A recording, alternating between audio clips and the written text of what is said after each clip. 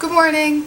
I just wanted to do a quick little video and tell you a little bit about Pick the Plot. If you join my mailing list, the members on there get to participate in this really cool idea that I had a couple months ago, where I have an idea, have a few characters, and then together we choose the direction of the story, or, pick the plot. So I write a chapter, and at the end of the chapter I give all of the members of the mailing list a chance to choose which direction they want it to go. So it could be a decision for the main character, or it could be more of an upper level decision, like there should be more, there should be more conflict or more sex, or whatever, just the sort of stuff that writers have to do on a daily basis.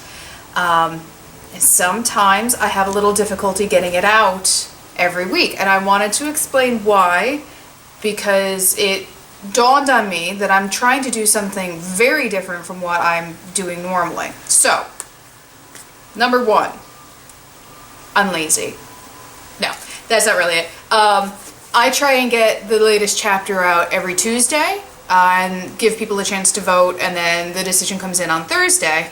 The problem is, because I work from home, I usually don't know what day of the week it is, so that's part of the reason. And I don't ever want to put out something that's not good quality, so I don't rush it if all of a sudden I'm like, oh shit, it's Monday. So there's that. Two, there is something in the writing world called pantsing, which is literally you writing by the seat of your pants. There are two different kinds of writers. There are plotters and there are pantsers. And I am by far and away a plotter, like to the point that if you looked at my plotting, at my plans and everything, you would just see the whole of the book. And then the actual writing is like the fluff that makes it, interesting to read rather than just bullet points. So by doing the Pick the Plot this way, I have no idea what's going to happen from week to week.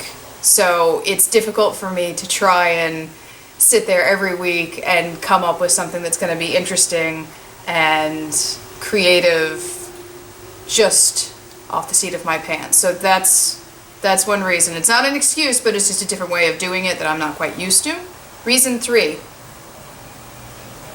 I typically write in first person, so that I went to the store and I saw a can of beans and I picked it up and blah blah blah. That sort of writing.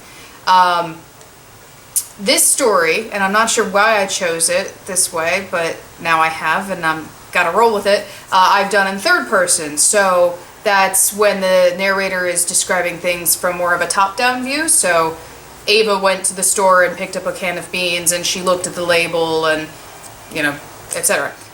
It is so hard to switch back and forth between first and third. So I'll be working on my manuscript, which is usually in first, and then start working on Pick the Plot and catch myself writing it in first person and have to stop and rewrite the whole thing. So that's a pain. Reason four. Have you ever met somebody that counts fingers weird? Like they'll do this for one, and then they'll do this for two, and then three, and isn't that annoying? It really annoys the piss out of me for some reason.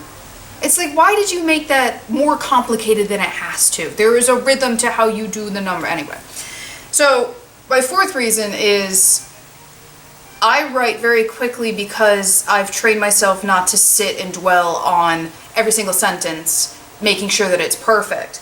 But even though I've warned all of the readers on my mailing list that what you're reading is a rough draft, I still want to make it a lot better, because it's kind of like being naked, showing your bare bones writing and what comes out the first time around.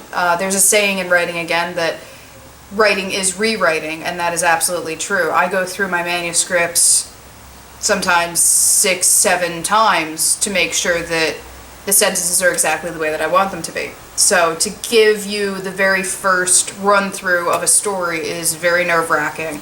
But all of that aside, we are now in chapter 6 of this story that I have tentatively named Doomsday, but the readers will have a choice when it comes closer to publication what title it will get.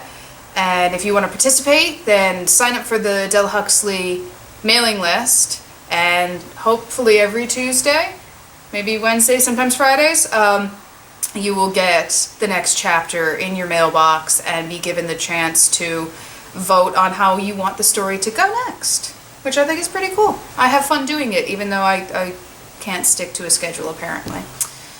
But other than that, I hope everybody has a fab weekend. It's really dark and rainy and stormy here, but that makes for good mood writing. But yeah, bye!